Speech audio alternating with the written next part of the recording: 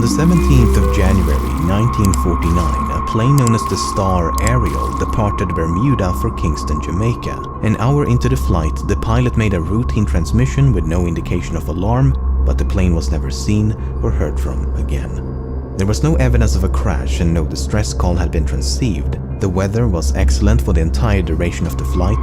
The pilot and his crew was highly experienced and had flown the specific route many times before, and the plane was in working condition prior to departure. A succeeding investigation failed to determine a probable cause due to a lack of evidence. But what makes this even more mysterious is that a sister plane known as the Star Tiger had vanished under similar circumstances the year before. On January the 30th, 1948, the Star Tiger disappeared while approaching Bermuda from the east. The pilot and the rest of the crew were highly experienced, but the weather was not ideal with strong winds and heavy rain. The strong winds had blown the plane off course just an hour before their last transmission, and they were never seen or heard from again. The succeeding investigation concluded, "In closing this report, it may truly be said that no more baffling problem has ever been presented for investigation. What happened in this case will never be known, and the fate of Star Tiger must remain an unsolved mystery." But even in information-deprived cases like these, natural explanations do exist. For example, the accident report of the Star Tiger revealed that the plane had been poorly maintained and known defects remained unrectified. Subsequent investigations also found that this particular type of airplane had a heater in the cabin that was prone to malfunction, and due to poor design, there was a chance of combustion and explosion. Two pilots experienced with this type of aircraft believed this was a real possibility, and one of them stated, "My theory is that hydraulic vapor escaped from a leak which got onto a hot heater and caused an explosion."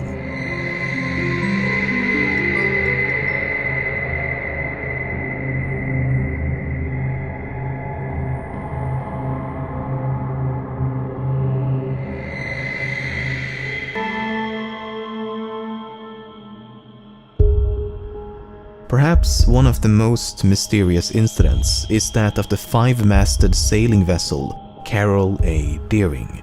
On January the 9th, 1921, the Deering departed the island of Barbados and set sail for Norfolk, Virginia. Less than 3 weeks later, the ship was sighted by a lightship near the coast of North Carolina, and the lightship's engineer took this photograph as she passed by. The person at the helm of the Deering hailed the lightship and used a megaphone to inform them that they had lost both their anchors.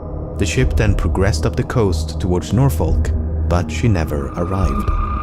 2 days after the sighting by the lightship keepers, the Deering was located by the Coast Guard. The ship had run aground in an area known as the Diamond Shoals and appeared to have been abandoned. This was confirmed once the ship was boarded a few days later, and the ship's log, the crew's personal belongings, key navigational equipment, various documents, 2 lifeboats, as well as the ship's 2 anchors were found to be missing. Furthermore, the steering wheel and other equipment also appeared to have been intentionally destroyed with a sledgehammer. There was no sign of the 11 crewmen, and they have never been seen or heard from since. A few months later, a man named Christopher Columbus Gray discovered a message in a bottle not far from the wreckage, and it reads as follows: "Deering captured by oil-burning ship, something like a chaser, taking off everything, handcuffing crew, crew hiding all over ship, no chance of escape. Finder, please notify headquarters of Deering."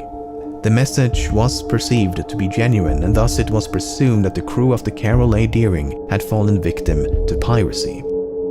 But then, a few months after that, handwriting experts proved that Gray himself had written the message and that the entire thing was a hoax. But Gray may not have been too far off, as there is evidence to suggest that a mutiny took place.